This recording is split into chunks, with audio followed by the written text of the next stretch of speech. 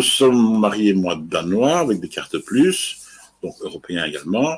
On voudrait prendre en charge mon beau-frère, donc là, c'est pas la belle-mère, mais c'est le beau-frère marocain qui a une carte de séjour espagnole. Alors là, ils n'habitaient pas ensemble, donc on peut pas, dans ce cas-là, faire la demande sur base du fait d'avoir été membre du ménage, puisqu'il habitait, il a une carte de séjour espagnole, donc il habitait en Espagne. Alors, le fait d'avoir une carte de séjour espagnole quand il n'a pas la nationalité espagnole, ça ne permet pas de s'installer en Belgique. Donc, quand on a un séjour dans un pays de l'Union européenne, on ne peut pas automatiquement s'installer sans autorisation dans un autre pays. On peut voyager sans avoir besoin de visa au sein de l'espace Schengen et rester 3 mois dans le pays qu'on veut, mais on ne peut pas s'installer, on ne peut pas travailler.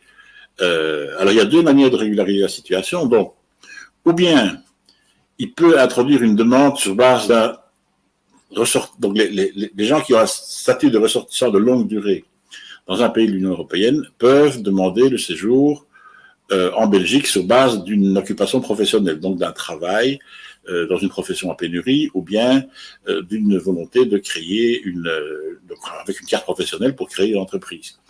Mais ça, c'est pas tout à fait le domaine que nous on examine ici. Ce qui est, puisqu'ici il est membre de votre famille, on peut donc introduire une demande dans le cadre du regroupement familial. Et donc, dans le cadre du regroupement familial, en fait, on se retrouve dans le cas du membre de la famille d'un Européen. Donc, vous êtes danois, donc voilà, vous êtes Européen. Lui, il n'est pas votre conjoint, il n'est pas l'enfant, il n'est pas les parents, mais c'est un autre membre de la famille. Et donc, les autres membres de la famille peuvent bénéficier du regroupement familial en prouvant qu'ils sont à charge membres du ménage ou malades. Donc, ici, il n'est pas malade, il n'est pas membre du ménage, donc il faudra prouver qu'il était à charge, ça c'est un peu plus compliqué. Mais même s'il n'arrive pas à le prouver, toujours la même chose, il peut quand même introduire une demande de séjour, avoir sa carte orange, donc c'est la même procédure qu'on a vue tout à l'heure. Il peut introduire la demande de séjour en prouvant le lien de famille. Il faudra absolument que je corrige ça. Donc, voilà. Donc il peut introduire la demande de séjour en prouvant le lien de famille, il reçoit une annexe 19 terre, il attend le passage agent de quartier, il reçoit une carte orange, il apporte la preuve qu'il est à charge dans les 3 mois, et le dossier est transmis à l'office étranger, et l'office étranger prend une décision dans les 3 mois. Alors maintenant, le problème, c'est évidemment de prouver qu'on est à charge, parce que ça, c'est loin d'être évident. Et donc, là, il va falloir prouver, pour prouver qu'on est à charge, on va prouver en fait plusieurs choses. Alors, je crois que je dois avoir un petit tableau quelque part qui explique aussi comment ça fonctionne ça. Voilà, à charge, j'espère que ça va marcher. Problème des liens, toujours que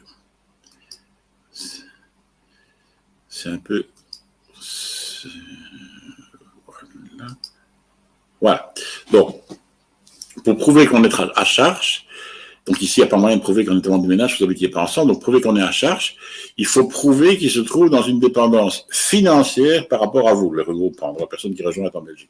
Alors, prouver qu'on est dans une dépendance financière, ça veut dire prouver 3 choses. Ça veut dire, d'une part, qu'il recevait une aide matérielle, bien entendu, donc de l'argent que vous lui envoyez régulièrement, que cet argent que vous lui envoyez régulièrement, il était absolument nécessaire pour lui.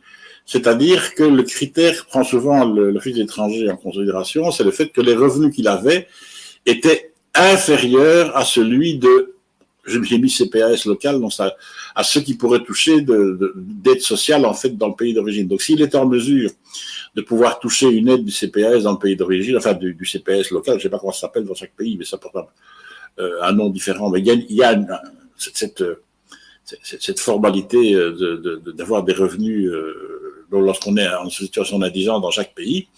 Donc là, s'il peut prouver qu'il avait des revenus inférieurs à ceux du CPS auquel il n'était pas en mesure de se le procurer, donc là, il démontre qu'en fait, l'aide que vous lui apportez était nécessaire puisque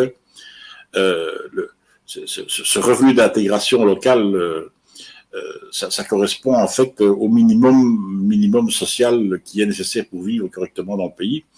Et donc là, s'il peut démontrer que les revenus qu'il avait étaient inférieurs à ça, notamment le fait qu'il ne pouvait pas bénéficier de cette aide-là, eh bien à ce moment-là, on va considérer que l'aide que vous auriez apportée était nécessaire.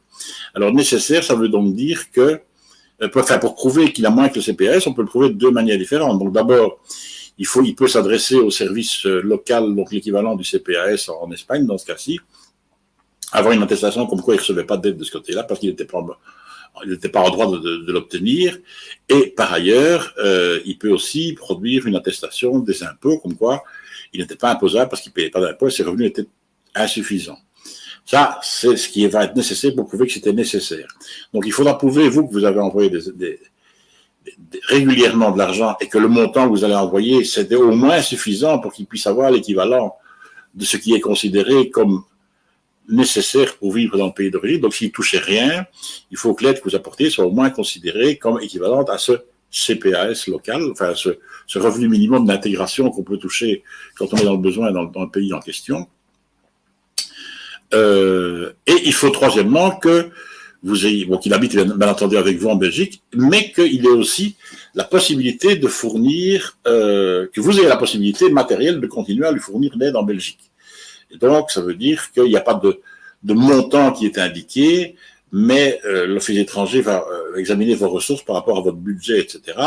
Et donc, c'est vrai qu'alors que d'habitude pour les Européens, on ne demande pas de preuve des revenus, ici, lorsqu'on s'agit de prendre quelqu'un en charge dans le cadre d'un regroupement familial, là, on va demander évidemment de prouver quelles sont vos charges, etc. Donc, il n'y a pas un montant qui est d'office accepté comme lorsque c'est pour un regroupement familial entre conjoints, mais il faut un montant d'aide considérable. Et donc, en fait, on peut prendre à titre de comparaison, bien que la loi ne dise pas que c'est exactement comme ça, mais on peut prendre un peu comme critère le même genre de critère que celui qui est pris, en fait l'Office étranger fait souvent ça, de prendre le même genre de critère que celui qui est pris en considération lorsqu'on prend un étudiant en charge.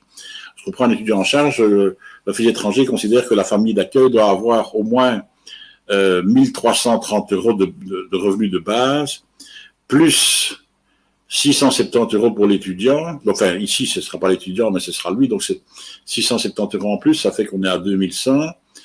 Plus 150 € par personne à charge. Donc, si vous êtes, par exemple, vous avez 2 enfants, mettons que vous êtes monsieur et madame, donc vous et votre mari qui êtes 2 personnes plus 2 enfants, donc ça fait 3 personnes à charge.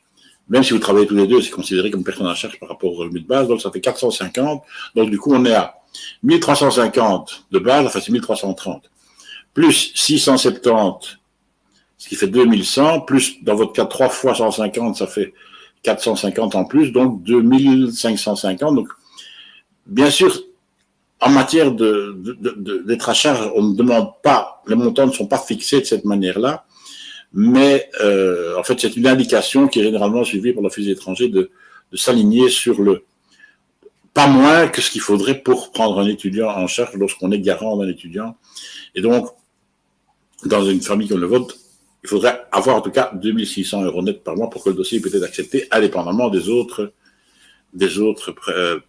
éléments à prendre en considération. Donc voilà un peu comment fonctionne le raisonnement. Mais c'est pas des règles strictes, hein, donc c'est une interprétation chaque fois au cas par cas. Mais disons que c'est le minimum qu'il faut absolument que vous puissiez remplir pour qu'on puisse considérer que vous êtes, enfin que votre beau-frère ici va être à charge. Donc vous voyez qu'il y a beaucoup de conditions à remplir pour être à charge, ce qui fait que très fréquemment, on est confronté à des refus de l'Office étranger. Souvent, moi, je me suis consulté par des clients qui ont introduit des demandes sur base de l'article 47, donc dans ce cas-là, et qui ont tenu des refus parce qu'ils n'arrivent pas à prouver qu'on est en charge.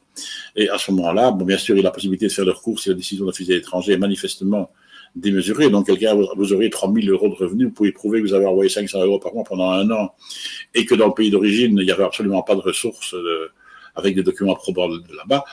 Du coup, dans ce cas-là, probablement qu'on aurait gain de cause devant le Conseil du contentieux des étrangers. Mais bien souvent, on n'arrive pas à avoir toutes ces preuves, et donc si on n'a pas toutes ces preuves, ce qu'il y a toujours possibilité, évidemment, c'est, comme d'habitude, puisqu'on est en matière de regroupement familial avec un Belge ou un Européen, même s'il y a un refus de l'Office des étrangers, on refait une nouvelle demande, et donc, avec une nouvelle demande, on a de nouveau une carte orange, on peut tourner en rond. La différence qu'il y a lorsque le regroupement familial est fait avec un autre membre de la famille par rapport aux conjoints, enfants et parents, donc les membres de la famille proche, la loi fait une différence au niveau de l'accès au marché du travail. Donc, les demandes qui sont faites sur base de l'article 40 bis, c'est-à-dire la famille proche, donc le conjoint, les enfants et les parents, eux, avec la carte orange qu'ils vont recevoir, ils auront accès au marché du travail. Par contre, les autres membres de la famille, donc ceux qui font leur demande sur base de l'article 47, ceux-là non normalement pas accès au marché du travail, tout simplement parce que la directive 2004-38 a mal été traduite en droit belge et on a adapté la loi en matière de séjour d'étrangers pour se conformer à la directive, mais on n'a pas en même temps adapté la loi sur, l'arrêté royal qui règle l'accès au marché du travail. Et dès lors, en fait, on se trouve dans une situation dans laquelle non seulement on ne peut pas travailler parce que on a besoin. La loi ne dit pas qu'on peut travailler sans permis de travail. Par contre, vous ne pouvez pas non plus demander un permis de travail parce que comme vous êtes membre de la famille d'un Européen, vous n'êtes pas dans les conditions pour le demander parce que vous n'êtes pas. La loi est divisée en chapitres et celle qui prévoit, donc la partie de la loi qui prévoit qui peut demander un permis de travail exclut les membres de la famille d'un Européen, sous-entendu étant donné qu'ils y ont déjà accès. Mais ça, comme il y a une erreur de traduction de la directive en droit belge, il y a cette sorte de conflit, cette contradiction interne au sein de la loi qui fait que matériellement, sur la carte orange, il ne sera pas indiqué que vous avez accès au marché du travail et que donc, voilà, il n'y a pas moyen de travailler avant d'avoir la carte de 5 ans. Alors, si la carte de 5 ans, vous l'obtenez, évidemment, là, il n'y a plus de problème, mais comme je vous dis, ce n'est pas évident.